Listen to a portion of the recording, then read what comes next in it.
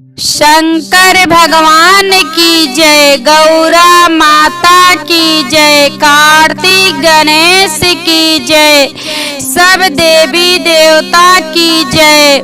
देखिए गुरु बहना, आप लोग के बीच कोयल और कौवा के कथा सुनावतनी। देखिए गुरु बहना, कभी भी कथा सुनल जाला तो आधा अधूरा सुनले से कौनो ज्ञान ना मिलेला। तो देखी, कभी भी कथा सुनल जाला तो पूरा कथा सुनल जाला।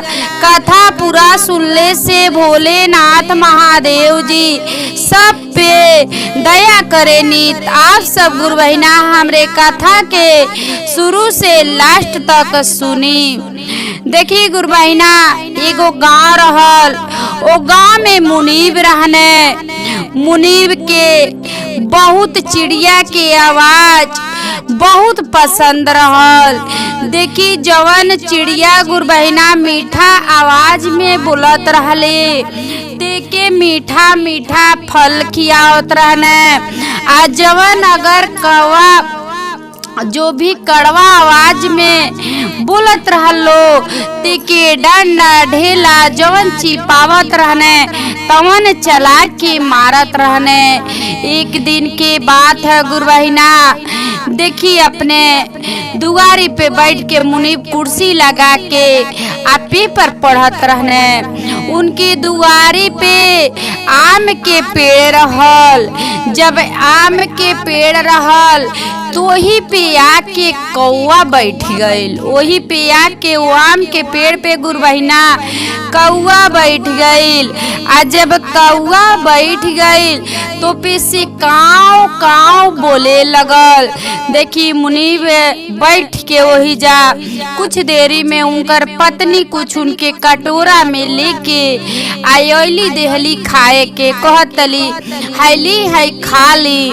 देखी, कौवा जब देखलस कि मुनीब के हाथ में प्लेट गइल बा, कटोरा गइल बा, ते कौवा उ पेड़ पे से आके आम के गाछी से मुनीब के बगल में बैठ गइल।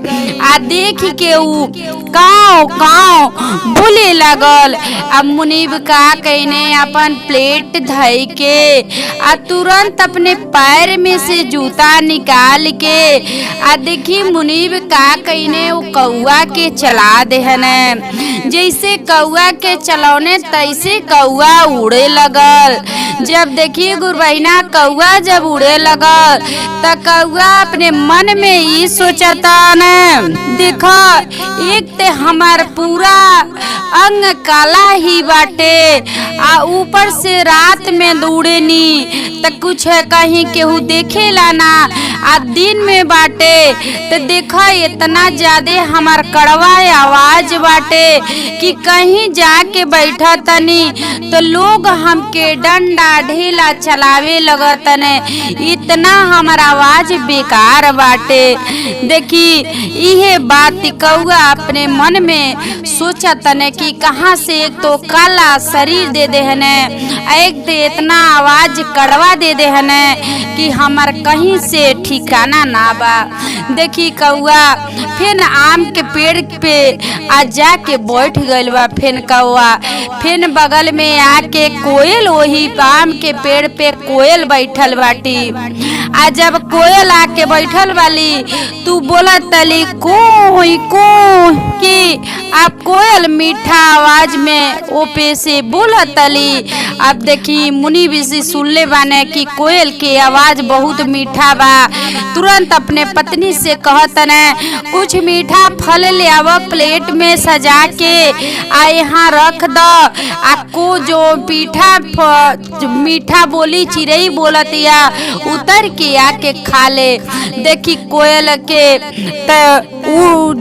उड़ के आके आ बैठ के अंगूर के अब खातली, अंगूर के खातली। लेकिन मुनीब जी के अंदर देखी गुरु बहिना का रहल, जो भी पक्ष मीठा आवाज में बोलत रहल तीकी उ बहुत अच्छा से पकड़त रहने। आ पकड़ के अपने घर में कैद करके आ रखत रहने। देखी, कोयल जब कौआ इतना बात देखा तने कि देखा हम बोलनी तो मुनीब जी तो हमके जूता निकाल के मने आ कोयल बोलली तो कोयल के मीठा फल खियावत ने। देखी जाके कौआ लगे कोयल जाके आ कोयल के लगे कौआ जाके कहत कि देखा तोहरो काला शरीर ह आ हमरो काला शरीर बाटे, लेकिन तोहार आवाज कितना मीठा बाटे कि तोहके फल खाए के मिल गल कितना बढ़िया से सजा के, आ हमार आवाज कितना कड़वा बाटे कि हमके लोग सब केहू मारत हटे। देखी कोयल कहतली ई कहत ला बहुत बढ़िया से कहत ला, लेकिन देखा हमके लोग मीठा फल ऐसे खियावेला ऐसे बुलावेला कि हमके जाल में सब केहू हमके पकड़ल चाहेला, हमके पकड़ेला। आ तुहार कड़वा आवाज बा तो लोग तोहके अगर मारता तो तू भाग जाइब, लेकिन देखा हमसे हम ये आवाज से अपने खुश ना बनी। तो कौआ कहतन हमहू अपने कड़वा आवाज से हमहू ना खुश बानी। देखी कोयल और कौआ में दोनों जानी में बकझक होके लगल, दोनों जानी अपने में विचार करता लोग की देखा का कर कि अब चले के हमन के दोनों जाने महादेव जी के लगे जे हमन के जन्म देता उनके लगे अब चले के। देखी अब कोयल कौआ अपने में लोग संगठन लोग कैलो आ संगठन क के लोग आ गइल महादेव जी के लगे। महादेव जी के जब लगे गइल वालो तब महादेव जी से कहत लो कोयल और कौआ कि हम देखा हम अपने आवाज से देखी हम पसंद ना बानी। तो कोयल भी कहतली हमहू अपने आवाज से पसंद ना बानी, हमार आवाज ये कौआ के दे दा, कौआ के आवाज हमके दे दा।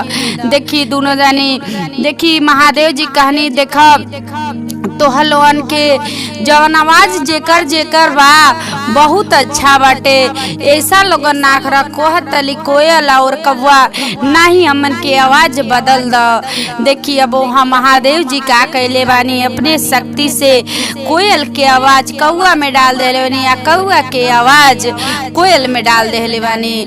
देखी अब का भइल कि कौआ जाके फेन जब आवाज बदल गल तब मुनीब के घरे जाके फेन आम के गाछी पे बैठ के आ लगने बोले कोयल के आवाज।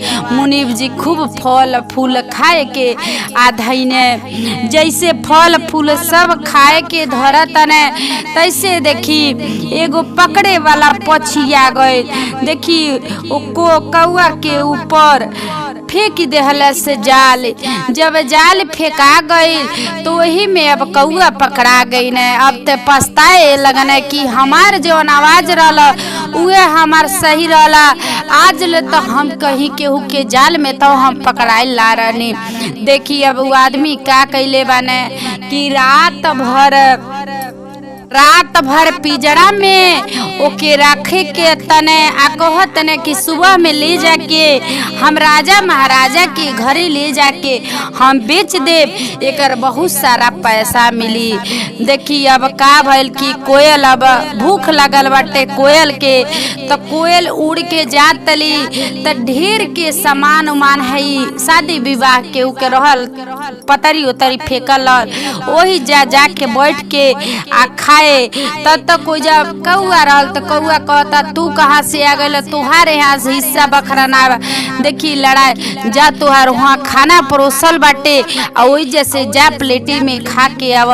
जैसे देखी वो कौआ के बात मान के कोयल गईली आ जैसे कोयल जातली खातली तब तक वो मेहरारू खाना धले कर सब खाना ई ते जुठार देलस पछिया। अब का तुरंत वही जा डंडा चला के डंडा से मरली पंख पे लग गए। वहाँ से कोयल उड़त उड़त उड़त उड़त आके आ देखी जहाँ ई पकड़ के ले गईला रहने कौआ के जवन पक्षी पकड़ले रहने कौआ के उ आदमी उन्हीं के दुआरी पे जाके कोयल उड़त उड़त बैठ गए। तब तक कौआ के आवाज सुनलस, कितना दुख के आवाज निकलता का भइल बा। देखी अब कोयल कौआ कहले कोयल से कि सुना हमार ही आवाज बढ़िया रहल आ तुहार जौन आवाज रहल तो तुहार बढ़िया रहल। तो सुना हम तो से बतावत तनी हमके कैसो ये पिजड़ा में से हमके कैसो निकाली द। कहत तली कोयल कहले कि ठीक बाटे हम तो के बचा दे, लेकिन कैसे फिर हमन के आवाज अपन अपन बदला होई। देखी अब का भइल, कोयल विचार कैली गईली सब कौवन के बिटोर के लेके अली। सब कौआ के बिटोर के लेके अली या सुबह में जैसे पिजड़ा उठा के ले जाता ने राजा महाराजा के हाथे बेचे। सब कौआ जूट मिल के चोंच लगा के आ सब वो आदमी के मारे लगने। सब ठोड़े से जब मारे लगने तब मारे लगने तो ही जब पिजड़ा छोड़ देहने, पिजड़ा छोड़ देहने, पिजड़ा के मुंह खुल गई, ओमे से कौआ निकल गई। देखी कौआ निकल गई, कोयल और कौआ अपने में बातचीत करे लगलो कि हमके तो बहुत ज्यादा देखा हम खाए गई नी तो हमके डंडा से मार देले बा लोग, तो हमरे पाँख पे चोट लग गई बा, लेकिन हमसे ई मार ना बर्दाश्त होता। तो ई कहते कौआ कहत रे कौआ कि हमसे भूख ना बर्दाश्त होता। देखी गुरुबैना फिर कोयल और कौआ दोनों जानी लोग अपने में संगठन क के लोग आ फिर महादेव जी के लगे गइल बा लोग। फिर महादेव जी के लगे गइल बा लोग तो फिर महादेव जी से कहत न लोग कि सुनी महादेव जी, हमन के जवन आवाज रहल तवन हमन के आवाज दे दी। हमार जौन आवाज कौआ के रहल त कौआ वाला हमके दे दी, आ जौन कोयल के आवाज रहल तो कोयल के दे दी। उ अपन दुख अपनिए सही, हम अपन दुख अपनिए सहब। देखी महादेव जी कहतनी क्या कि सुनो, कभी ई ना कहल जाला कि हउहे चीज के जन्म पले बाने तो बहुत सुख से बाने, आहा उहे चीज के जन्म पले बाने तो बहुत सुख से बाने। लेकिन देखो ई सब बनाल बा केहू ये धरती पे जेके बना गइल बा केहू सुख से ना बाटे। सब केहू के दुख आ सब केहू के सुख पड़ल बाटे। तो देखी फिर महादेव जी गुरुबहिना आवाज लोगन के जैसे के रहल वैसे बना देले बानी आवाज। आ कोयल और कौआ अपने में लोग कहने कोयल कहतली हम ना तोहार आवाज लेब, आ कौआ कहतले कि हम ना तोहार आवाज लेब, हम जिस कुछ ना चाहे हम कहीं से अपन चर खा ले, लेकिन हम केहू के पिजड़ा में ना रह। देखी वही जब महादेव जी गुरुबहिना कहले बाने कि देखो केहू इंसान भइले, पशु भइले, पक्षी भइल, केहू न कहे कि ये जन्म से हम बहुत परेशान बानी। सब केहू के जन्म बनावल गइल बा, सब केहू उतना ही में परेशान बाटे गुरुबहिना। तो कबो ई ना कहल जाला कि हई हई जन्म पले बाटी आदमी के तो बहुत दुख बा, हई पक्षी हम बन जाती तो बहुत, लेकिन कौने जैसे जेके बनावल बा वैसे उनके साथे करम बाटे। तो देखी गुरुबहिना अगर हमारा अच्छा कथा लगल होई तो आप सब कथा हमार सुनले खब, अच्छा लगल होई तो कमेंट बॉक्स में हर हर महादेव लिखब। तो देखी गुरुबहिना आप सबके फिर से आगे कथा फिर सुनाई।